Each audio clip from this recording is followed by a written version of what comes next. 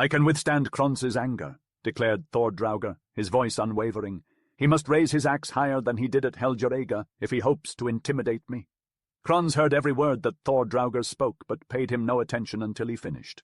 Then Krons uttered, "I foresee, Slowcoach, that you will not succumb to the smoke from the hearth. However, you may not die of old age either. It is unsavory to defame innocent men. I have nothing to retract. I did not think you would take offence on the day that we liberated you from the men of Mel who were beating you like an ox's head," retorted Thordrauger. In reply, Krons recited a verse. "The spanner of bows has a tongue too long. Often he faces the retribution he deserves. Slowcoach, I inform you that many men have paid with their lives for less dishonourable speech," Thordrauger retorted, asserting that his life was no more in danger than it was before. "My predictions do not usually have longevity," Kron stated boldly. "This one will not be an exception. If you wish to defend yourself, do so. There will never be a more opportune moment than now." With that, Krons attacked, and Thordrauger tried to block the strike with his arm. However, the blow hit him above the wrist and ricocheted off, severing his head from his body. The seamen praised Krons for his excellent swing and celebrated how he served their king by ridding them of a contentious and offensive man like Thordrauger. Afterward, the crew set sail, and by the end of the summer arrived on the southern coast of Norway in Hordaland. They then learned that King Olaf was in the north at Skjolmheim, and so Krons set out with some traders, seeking to request an audience with the king. Once upon a time there was a man by the name of Thorir, living in Gard in Adeldal. Thorir was the son of Osland Bodolfsson, who had settled in Kelduverfi, extending his lands all the way up to Kelduns. He had married Helga, the daughter of Thorgir at Fiskilake. Thorir was not just any man. He was a great chief and an accomplished mariner. He had 2 sons, Thorgir and Osland, both showing great promise and were well on their way to becoming fine young men. During the summer that Olaf came east from England, Thorir happened to be in Norway. During this time he was able to win the favour of the king as well as Bishop Sigurd. As a token of appreciation for his services, Thorir asked the bishop to consecrate a large and impressive sea-going ship that he had built in the forest. The bishop graciously obliged. Upon his return to Iceland, Thorir had his ship dismantled, as he was no longer interested in seafaring. However, the figures from both her head and stem were set up over his doors, where they remained for years. These figures went on to foretell the weather, with one howling for a south wind and the other for a north wind. Upon learning that Olaf had become the sole ruler of Norway, Thorir was hopeful that he might receive some favour from him. As a result, he decided to send his sons to Norway to see if they could be taken into the king's service. They began their journey in the late autumn, and engaged a rowing vessel to take them up the coast to the north, where they could find Olaf. However, they hit a bit of a snag when they reached a port south of Stad, and decided to wait out the bad weather before continuing their journey. Meanwhile, Krons had also sailed north up the coast, but their journey was far from smooth sailing. As the winter began to take hold, they encountered some heavy weather. When they reached the area around Stad, the weather took a turn for the worse, and they were eventually forced to find a place to take shelter for the night. Fortunately, they stumbled upon a bank that offered them some safety for themselves and their belongings. Unfortunately, they were unable to find any fire to keep them warm, which left their safety and lives hanging in the balance. They laid there in a pitiful state all evening, and as night approached, they spotted a large fire on the opposite side of the channel they were in. Krons's companions began talking, saying that whoever could get some of the fire would be a happy man. They hesitated for a while whether they should put out, but all agreed that it would be too risky. They then discussed whether there was any man living valiant enough to get the fire. Krons kept quiet, but said that there were probably men who would not let themselves be discouraged. The men said that there was no benefit to them if such men did not exist now. "But won't you try, Krons? People in Iceland always talk about your prowess, and you know exactly what we want," they said to Krons, to which Krons replied, "It does not seem like such a great feat to get the fire, but I do not know whether you will reward it any better than he requires who accomplishes it." "Why?" they said. "Do you think us to be men of such little honour that we would not reward you properly?" "All right," said Krons. "If you think it's that necessary, I will give it a try, but my heart tells me that no good will come of it." They told him it would not be the case, and that they would thank him. Krons then removed his clothes and prepared to enter the water. Clothed in a cloak and trousers of coarse material, he tucked up the cloak, tied a cord of bast around his waist, and brought along a barrel. He then jumped over and swam across the channel, reaching the other land. There he saw a house standing and heard sounds of talking and merriment emanating from it, so he proceeded towards the house. Inside the house were Thorir's sons. They had been there for a few days, waiting for a change in weather and for a wind to carry them northward. 12 of them sat around the fire, the warmth seeping into their bones. They had anchored in the inner harbour where a shelter had been set up for travellers.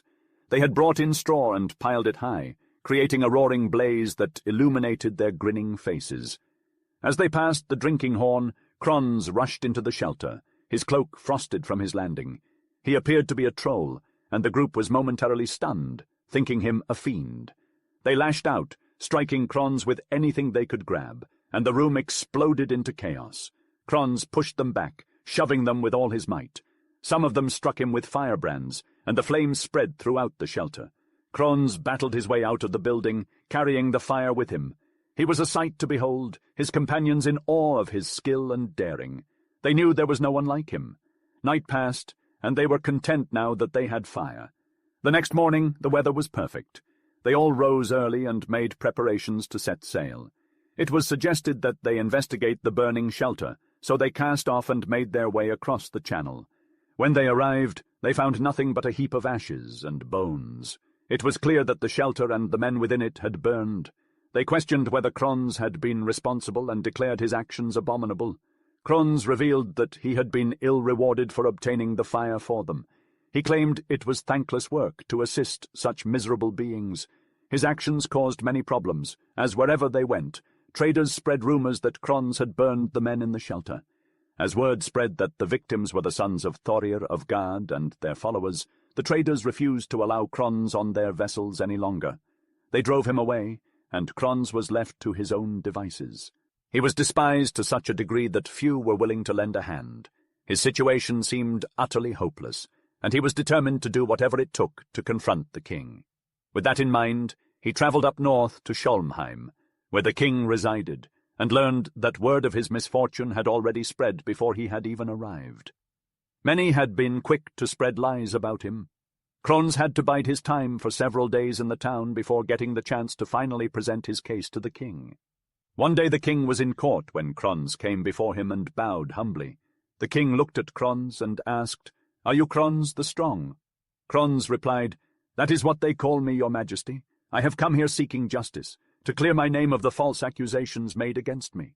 The king considered Kron's words and said, "While I believe that you are an honourable man, I cannot guarantee your success in your plea. Perhaps you did not intend to burn down that house with those men inside." Kron's assured the king that he was innocent, and he was willing to undergo any test to prove it. The king asked him to tell the full version of what had happened.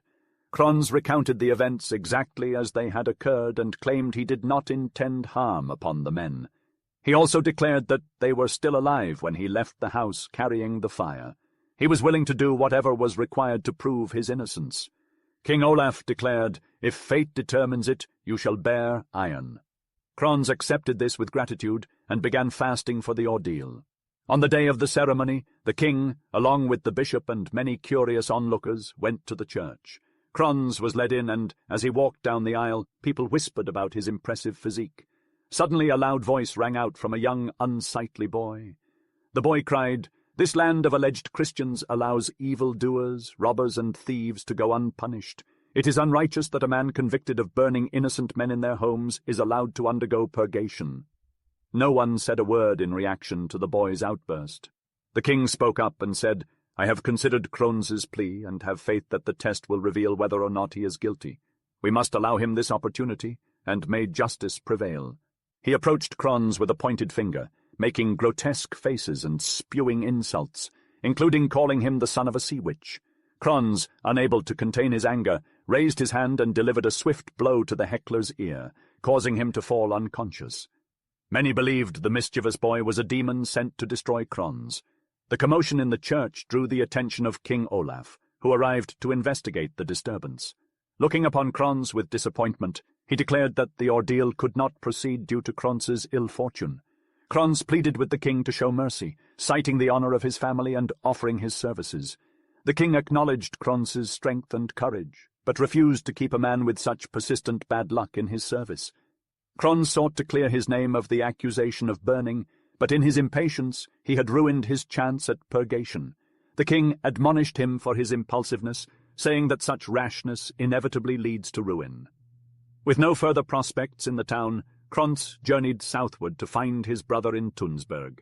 The details of his travels remain unknown until he arrived in Jadar. Chapter 11. Adventure with the Berserk Snækoll. At Yuletide, Krons visited Einridi, a wealthy bondi with a beautiful and sought-after daughter named Gyrid. Einridi invited Krons to stay, and he accepted. However, this time of year was notorious for attracting robbers and dangerous men who would come down from the forest to challenge men for their property or women. One day, a group of these miscreants arrived at Einridi's home, led by a great berserk named Snækoll. He demanded that Einridi hand over his daughter or defend her himself. Einridi was no longer young or skilled in fighting, so he turned to Krons for advice. Kron suggested that they try to come to a solution that was not dishonorable. Snækoll sat on his horse, wearing his helmet with the chin-piece unfastened, and held a shield bound with iron. He looked menacing and threatened Einridi with his demands. When Snækoll asked Krons if he would like to fight him instead, Krons replied that they were both equally unskilled in combat. This only enraged Snækoll, who began to howl and bite his shield like a wild animal. Krons used this distraction to kick the shield out from under Snækoll with tremendous force, breaking his jaw. Then Krons seized Snækoll's helmet and pulled him from his horse. With his axe in hand, Krons beheaded the berserk in one swift motion. Thus, Krons had protected Einridi and his family from harm in a time when violence and danger were all too common. Snækoll's followers scattered like rats fleeing a sinking ship after seeing what happened. And who could blame them? No one in their right mind would tangle with Krons after witnessing his brutal takedown of their leader. Krons didn't bother chasing after them. He knew they were no match for his ferocity, and he didn't want to waste the energy. Instead, he turned his attention to the bondi and the other men watching the spectacle. They couldn't stop thanking him for his boldness and bravery.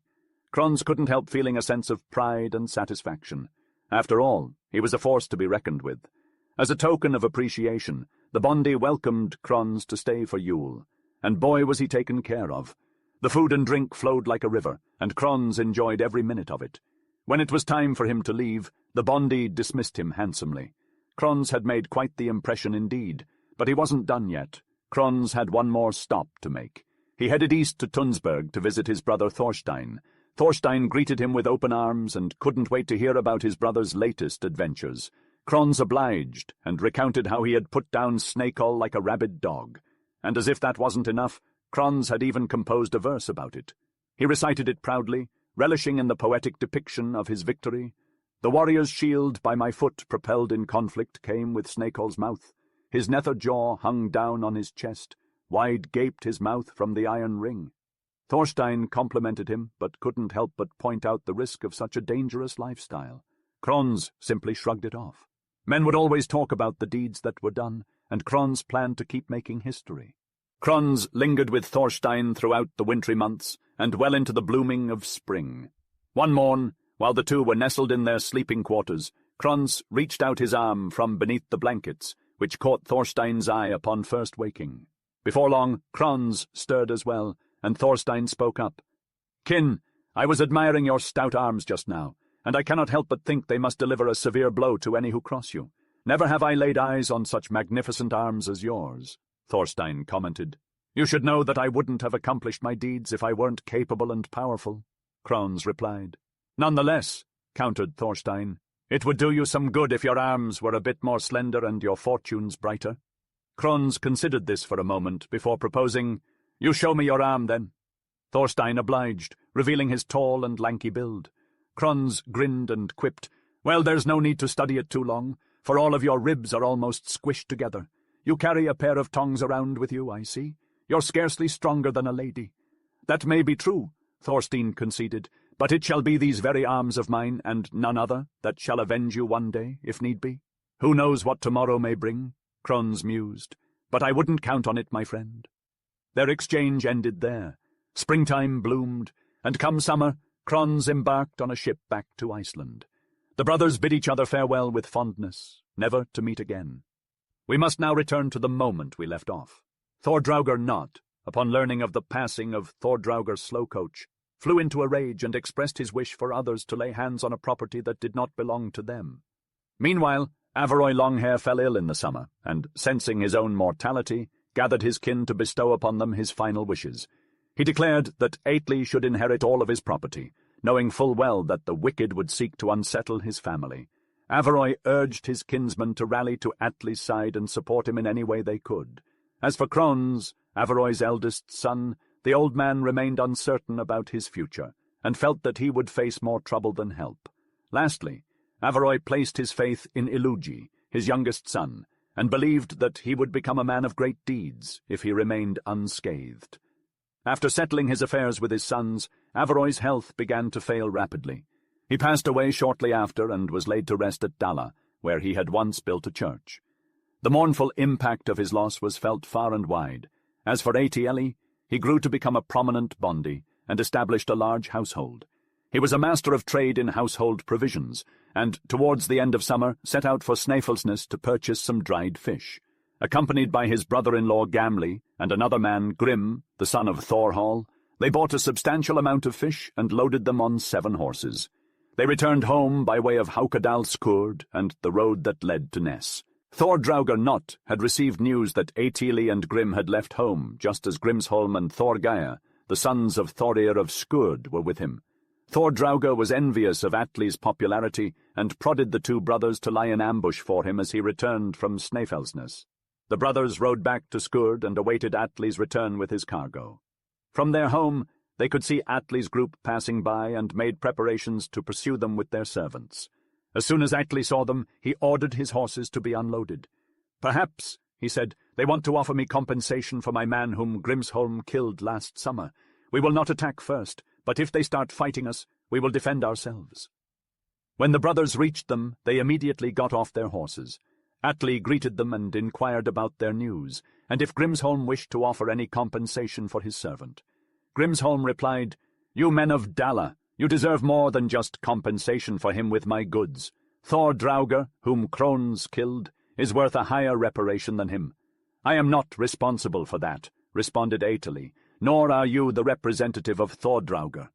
Despite Atli's response, Grimsholm said it had to be this way. "And now," he cried, "let's go after them, taking advantage of Kron's being away." They were 8 in total, attacking Atli's 6. Atli led his men and drew his sword, Jökulsnaut, that Kron's had given him. Thorgeir shouted, "Good men share many similarities. High did Kron's carry his sword last summer on Helgerega." Atli replied, "He is more bound to feats of strength than I am." And so they fought, with Grimsholm fiercely attacking Atieli. After battling for some time, Atli said, "There's nothing we'll gain by killing each other's followers. It would be easier for us to play together since I haven't fought with weapons before." However, Grimsholm would not accept this. Atli commanded his loyal servants to inspect the packs while he watched his enemy's actions. He fiercely attacked Grimsholm's men, causing them to retreat, and he swiftly killed 2 of them in the scuffle.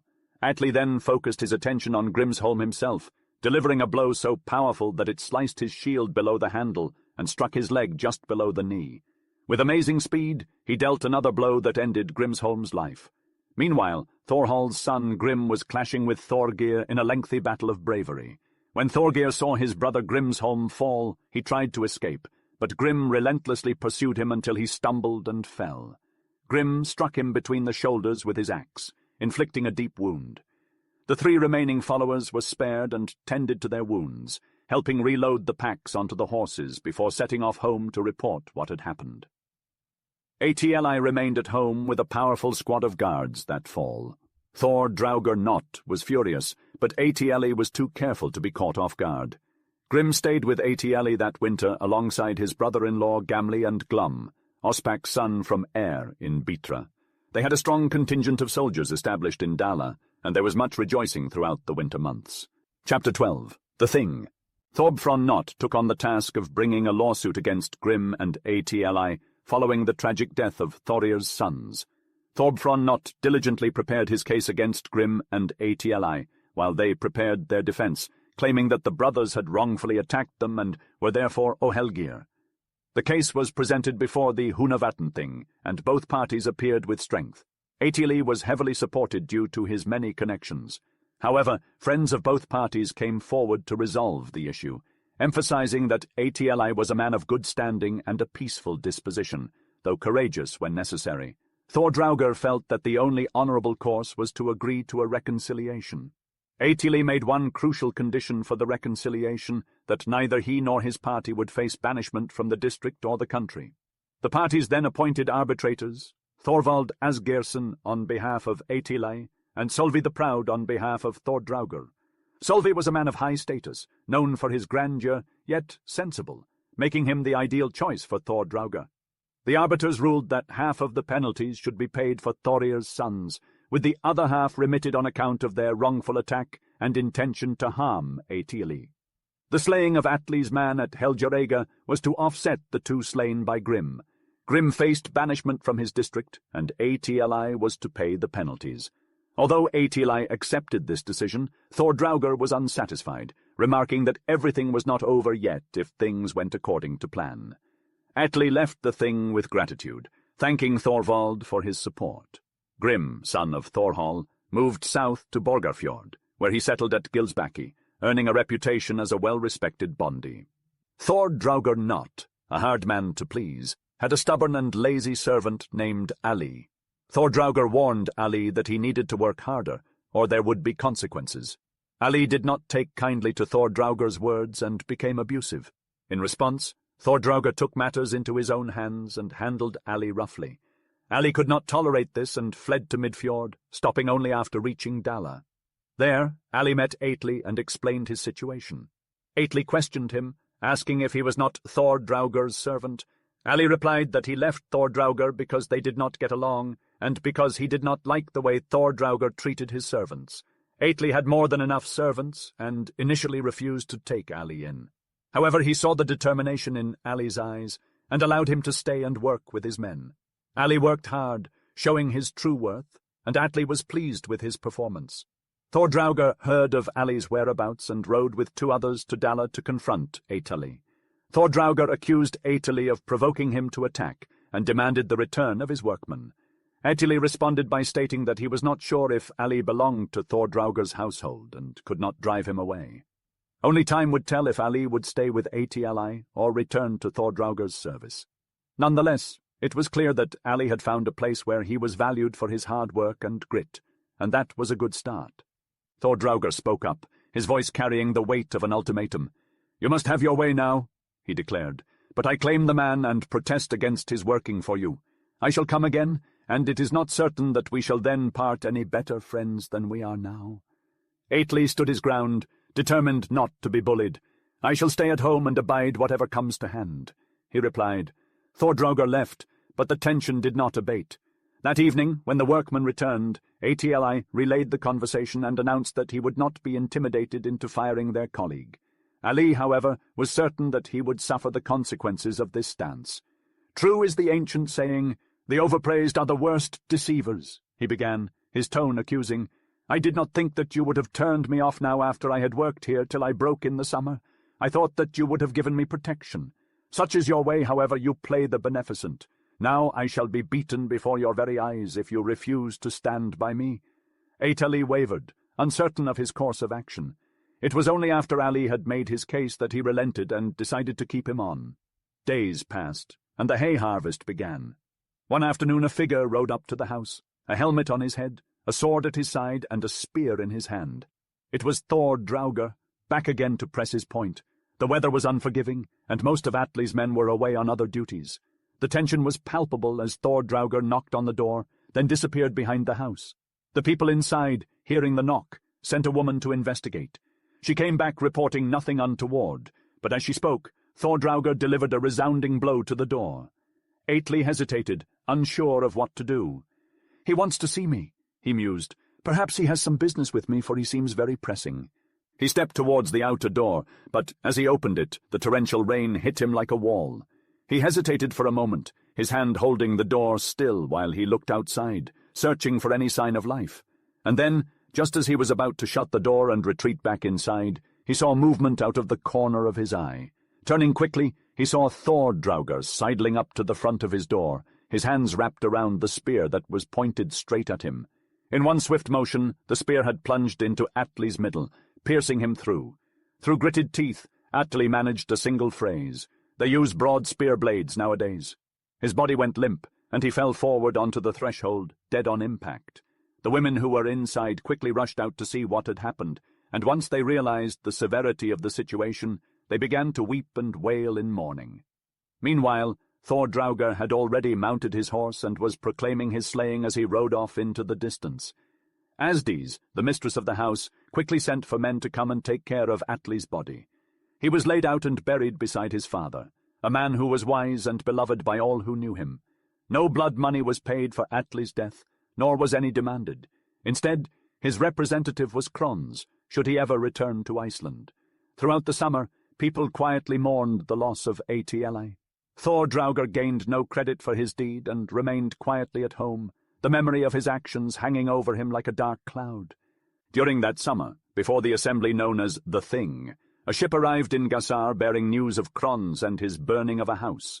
This news enraged Thorir of Gard, who sought vengeance for his sons against Kron's. Thorir rode to the Thing with a large retinue and filed a complaint regarding the burning. However, many felt that nothing could be done without someone to answer the charges. Thorir insisted that Kron's be banished from the entire country because of his crime. At this point, Skapti the lawman spoke up. He acknowledged the evil of the deed, if it had indeed happened as reported. However, he reminded the assembly that one person's story is only half the tale. People often tend to embellish stories, and it was important to hear more before passing judgment. Skapti argued that no decision should be made regarding Kron's banishment until further proceedings had taken place. Despite Skapti's intervention, Thorir was a notable person in the district and had many powerful friends. He pushed so strongly for Kron's banishment that nothing could be done to save him. Kron's was declared an outlaw throughout the entire country, and Thorir became his most fervent opponent. The decree was carried out with more violence than law, according to some, but it remained in force. Nothing more happened until after midsummer. In the later weeks of summer, Kron's, Averoy's son, returned to Iceland, making landfall in Borgarfjord via Hvita. The locals flocked to the ship, bombarding Kron's with news of his family's misfortune. His father had passed, his brother slain, and he was now an outlaw. Undeterred by this news, Kron's spoke a verse in response. Exile, father dead, and brother all fell at once upon the bard. O man of battle, many a one who breaks the swords shall smart for this. Despite the tragic news, Kron's remained as cheerful as ever, choosing to stay on board his ship for a while due to the lack of a suitable horse. Meanwhile, there was a lively man named Son, who resided in Baki up from Thingness. He had a knack for crafting beautiful verses and owned the swiftest horse in the region, a chestnut mare called Saddlehead. One night, Kron's left Velir incognito, covering himself with a black cape to avoid attracting attention from the traders. Riding up towards Thingness, he noticed Saddlehead in the meadow, and without a second thought, he put a bridle on her and rode upstream along the Hvita River below Bear. Eventually, he reached the road above Kalfanes with the men of Baki now awake and heeding the commotion. The Bondi of Baki rode after him on a horse upon realizing that his beloved mare had been stolen. He chuckled and spoke a verse. There rode a man upon Saddlehead's back. Close to the garth, the thief has come. Frey of Odin's cloud, dreadful of aspect, appears from his strength to be busy with mischief. Kron's continued riding until he arrived at the crop settlement, where he met a man named Halli, who told him he was on his way down to the ship at Velir. Kron's then spoke a verse. Tell, O tell, in the dwellings abroad, tell thou hast met with Saddlehead. The handler of dice in sable cowl sat on his back. Hasten, O Halli! They parted ways, and Halli travelled down the road until he met Son. They exchanged a hurried greeting, and Son immediately brought up a loafer that had ridden past them. Do you see that loafer who just rode by the dwellings? He's trying my patience. If I catch him, the people around here will deal with him roughly. He'll be bruised and beaten blue, Son grumbled. Halli quickly responded, I met a man on the road who claimed to be riding Saddlehead. He was a huge man in a black cloak and told me to spread the news in the dwellings and throughout the district. The Bondi scoffed at the man's arrogance. I'll find out who he is, Son determined, and took off after the cloaked rider. Further down the road, Kron's arrived at Deildartunga and spotted a woman outside. He struck up a conversation with her and recited a verse. "Mistress August, go and tell the tale that the serpent of earth has passed by. The garrulous brewer of Odin's mead will come to Gilsbaki before he will rest," Krons declared. The woman remembered the verse, and Krons continued on his journey. Not long after, Son galloped up and stopped to talk to the same woman. When she repeated the verse to him, he promptly decided to follow the cloaked rider to the end of the trail. The weather was miserable as they rode along the cultivated countryside, with each keeping an eye on the other's path. Krons eventually arrived at Gilsbaki that day, where Grim the son of Thorhall welcomed him in and encouraged him to stay. Krons then let Saddlehead run free and shared the story of how he had found her. When Son rode in and saw his horse, he angrily cried out, "Who has dared to ride on my mare? Who will pay me for her hire? Who is this brazen thief? What other tricks will the cowlman play?" Krons had already shed his wet clothes and heard the verse. "I rode the mare home to Grim's, and I'm a better man than that hovel-dweller. I won't pay for her hire. Let's be friends again," Krons replied calmly. "Agreed," Son said, nodding in satisfaction. "Your ride on the horse is fully paid for." They each began reciting verses, amusing themselves with jokes about Krons's property. The verses, dubbed Saddlehead verses, were clever and entertaining. The Bondies stayed the night and parted on good terms with Krons in the morning. Grim informed Krons of the happenings in Midfjord and mentioned Atli's blood money. He warned Krons that there was a chance Krons's mother may not be allowed to stay at Dala if the feud continued due to Thor Draugr Knott's interest. Krons didn't want the news of his upcoming journey across the heath to spread, so he only stayed a few nights with Grim. Grim offered protection and told Krons to return any time he needed it. However, the risk of harboring Krons and being outlawed was too great for Grim's liking. Before departing, Krons assured Grim that he would likely require his help in the future. Krons then rode north over the Tvidagra heath to Dala, arriving in the dead of night. His mother was the only one awake, so he entered quietly through the back door. Krons found his mother in bed and told her who he was.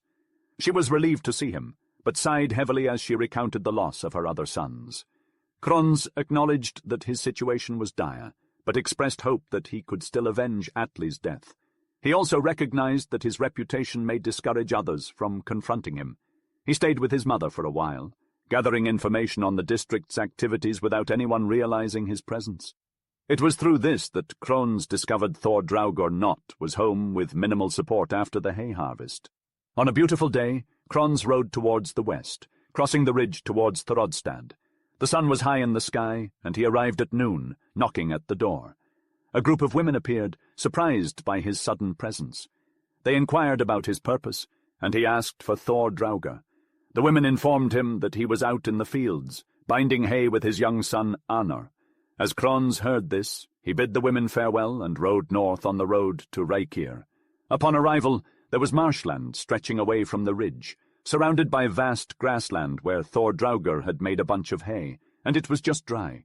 He and his son were just about to bind it together, when a woman gathered what was left over. Krons rode to the field from below, and Thor Draugr and his son were standing above him, just having finished one load, beginning a second. Thor Draugr had placed his shield and sword against the load, and his son had his hand-axe nearby. Thor Draugr noticed the man approaching and said to his son, "Someone is riding towards us, and we had better stop for a moment to see what he wants." They stopped working as Krons dismounted his horse. He wore a helmet on his head, a short sword by his side, and held a great spear in his hand without barbs and inlaid with silver at the socket. He then sat down and knocked out the rivet that fastened the spear's head, to prevent any surprise attacks from Thor Draugr. Thor Draugr observed Krons and realized who he was. "This is a big man," he said. "I am not good at judging men, but if I am right, this is Krons, the son of Averoy. No doubt he thinks that he has enough business with us. We must meet him unwaveringly and show him no signs of fear. We must come up with a plan. I will go ahead towards him and see how we get on together, for I will trust myself against any man if I can meet him alone. You go around, get behind him, take your axe with both hands, and strike him between the shoulders. You do not need to be afraid of him. His back will be turned towards you." They both rode without helmets. Krons trekked through the marsh and once he was close enough, hurled his spear at Thor Draugr. However, the head of the spear wasn't as firm as Krons intended, causing it to loosen and fall to the ground prematurely. Upon recognizing Krons, Thordraugur raised his shield in defence, unsheathed his sword, and prepared to attack. Krons drew his sword as well, but spotted Arnor, Thordraugur's son, behind him, causing him to keep constantly moving. As soon as Arnor was within reach, Krons raised his sword above his head and struck him with the back of it, causing Arnor to perish instantly.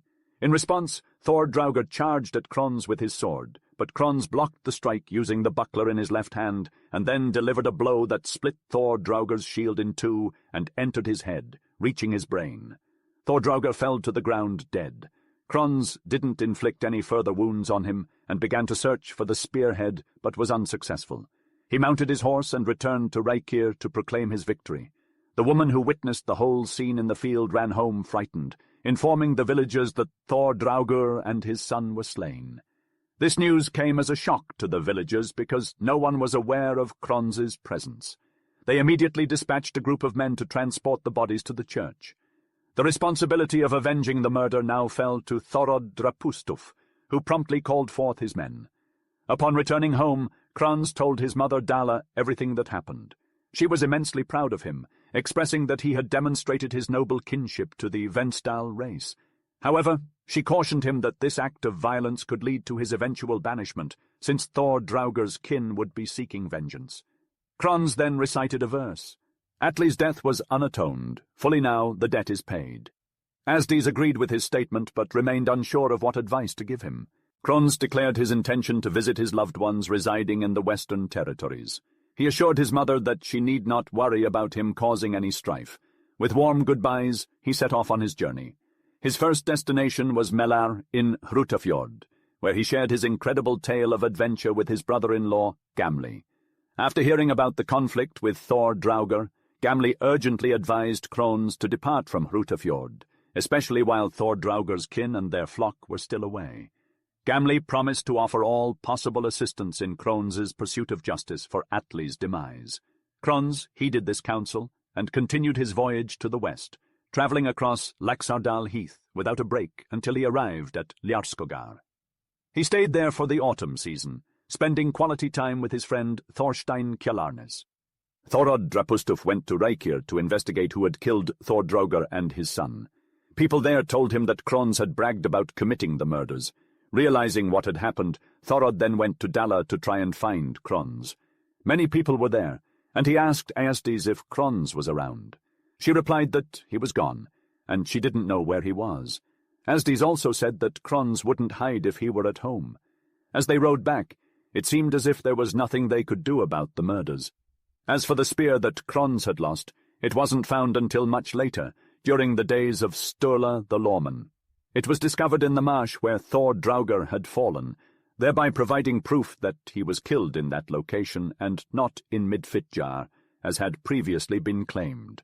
When Thordraugur's relatives found out that Krons was in Ljarskogar, they decided to gather their men and go after him.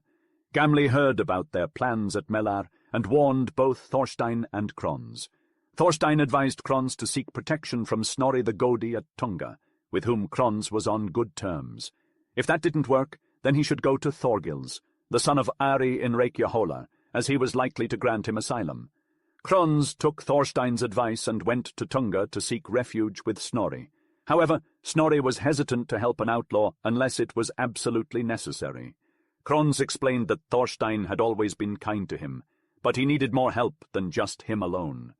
"I'll speak up for you if it helps, but you can't stay with me," Snorri offered. With that, they said their goodbyes. Krons made his way west to Reykjans, while the men of Hrutafjord and their entourage headed to Samstad. Hearing that Krons had left Ljarskogar, they decided to return home. Chapter 13. Krons winters with Thorgils. Krons arrived in Reykjaholar at the beginning of winter and asked Thorgils if he could stay with him for the season. Thorgils welcomed him, but warned him that the food preparation wasn't the finest because they were not used to having guests. Krons assured Thorgils that he wasn't concerned. Thorgils then informed Krons of another issue. The fiery Falkland brothers, Thorgir and Velir, were expected to visit, and he wasn't sure if Krons would get along with them. Krons could stay if he liked, but Thorgils made it clear that he would not tolerate any bad behavior towards anyone. Krons assured Thorgils that he would not be the one to start a quarrel, especially since Thorgils had invited him. The Falkland brothers arrived soon after, and while Thorgeir and Krons didn't seem to like each other, Vellir acted politely. Thorgils reminded them all of his rules, and to his surprise, they all respected his wishes, and no one exchanged a bad word, even though they held differing views. This got them through the first half of winter. People say that Ólafseyjar, the islands located 1.5 miles away from Reykjans in the fjord, belonged to Thorgils. He had a prized ox there, which he hadn't brought back in the fall. He kept saying that he wanted the animal transported before Yule. One day, the Falkland brothers decided to fetch the ox, but they needed a third person to help. They asked Krons, who agreed, and they set off in a 10-oared boat. They encountered cold weather and a north wind, and the boat was docked at Havalshausholm. The wind picked up when they left, but they persisted and arrived at Ólafseyjar, where they got the ox. Krons inquired if they'd prefer to carry the ox back on the boat, or leave the boat behind, and instead watch it in the high surf on the shore. They requested he hold on to the boat, and he stood at the vessel's centre on the opposite side from the land. The sea rose until it was below his shoulders, but he held up the boat to ensure it didn't drift away. Thorgeir and Vellir heaved the ox into the boat, Thorgeir taking hold of the stern and Vellir the head. They set off towards the bay, Krons at the helm, and Thorgeir in the middle of the vessel, with Vellir taking the bow. As they approached Hafraklet, a fierce wind began to blow, and Thorgeir cried out, "The stern is slackening." Krons replied, "If the rowing from the middle is good, the stern won't be left behind." With that, Thorgeir put all his might into rowing and pulled so hard that both rowlocks broke. "Keep pulling, Krons," he said, "while I repair the rowlocks." Vellir advised them to row less and avoid damaging the boat, but Krons took 2 spars on board, bored holes in the gunwale, and rowed with tremendous energy, causing the timbers to creak.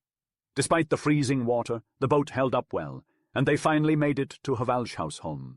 Krons then asked if they should take the ox home or beach the boat. They chose to beach the boat, and as they emptied the water out of it, it froze. The ox was stiff and tired, and the Falkland brothers went their separate ways. Thorgils sent men to find Krons, who had to carry the ox on his back, impressing everyone with his strength. However, Thorgeir became envious. One day, shortly after Yule, Thorgeir suggested to Vellir that they sneak up on Krons while he was bathing to see how he'd react. "I'm not interested in doing that," Vellir said, crossing his arms, "and I reckon you're not going to gain anything from talking to him." "I'm fixing to go," Thorgeir replied, gripping his axe tightly. He made his way down to the bank with his weapon held high. As he approached, Krons emerged from the water. Thorgeir wasted no time. "Is it true, Krons, that you once claimed you wouldn't run from any one man?" "I can't say for certain," Krons responded, shrugging his shoulders, "but I'm definitely not running from you." Thorgeir raised his axe and Krons charged at him, toppling him to the ground. "Are you going to stand there and let this devil knock me down?" Thorgeir yelled at Vellir. Vellir attempted to pull Krons off Thorgeir, but he was too strong. When Vellir reached for his short sword, Thorgils intervened. "Mind yourselves and quit fighting with Krons," he scolded them. Reluctantly they backed down, pretending it was all in jest. As spring arrived, they all went their separate ways. Krons continued on to Thorskafjord. When someone asked him about his time at Reykjahollar, he replied, "The food was such that I loved every bite, when I could get it." With that, he headed west across the heath. Thorgils, son of Ari, arrived at the thing accompanied by a large entourage.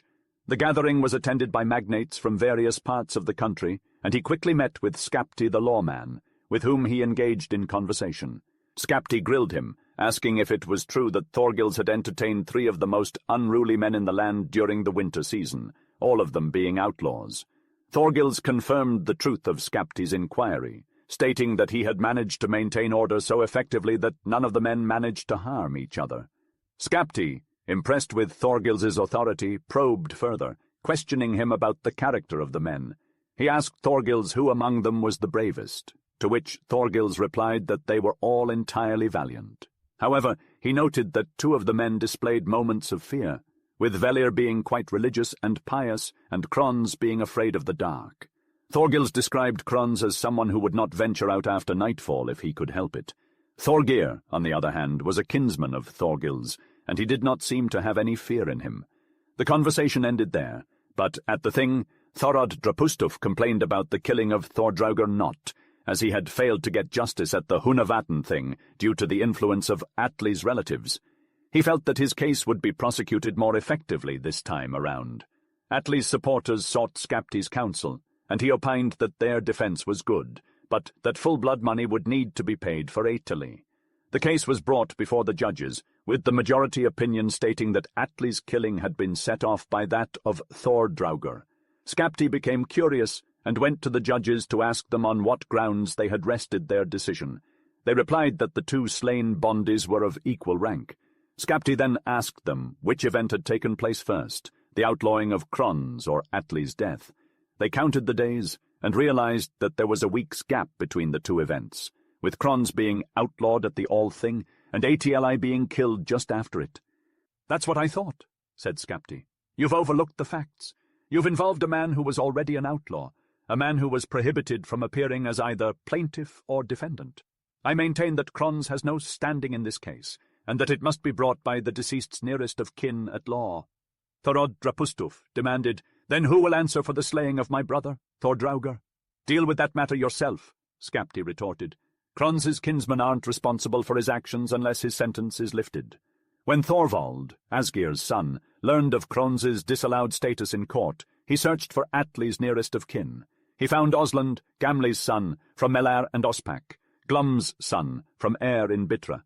Both men were valiant and robust. Thorod was ordered to pay 200 silver as blood money for Atli's murder. Snorri the Godi interjected, "People of Hrutafjord, are you willing to dismiss the fine if Kron's sentence is commuted? I foresee that, as an outlaw, he will retaliate." Kron's kinsmen agreed to the proposal and said they didn't care about the money as long as Kron's could have peace and freedom. Thorod admitted that his case was challenging and agreed to the proposition. Before any decisions could be finalized, Snorri emphasized that the agreement hinged on Thorir of Gard's willingness to free Kron's. Upon hearing the news, Thorir became irate and proclaimed that he would never release Kron's from his outlawry. In fact, he would put a higher bounty on him than any other outlaw. Upon hearing Thorir's response, they abandoned the idea of granting amnesty to Kron's. Ospak and Osland took the payment and kept it, leaving Thorod Drapustuf with no compensation for his brother's death.